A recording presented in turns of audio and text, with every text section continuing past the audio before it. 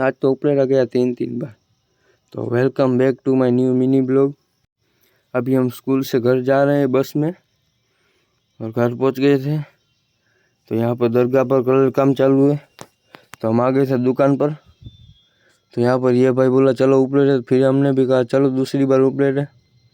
फिर हम जाने लगे उपलेटा। यहाँ पर थोड़ी देर बैठे, फिर निकल गए घर की तरफ और चले आए हमारे गांव पे।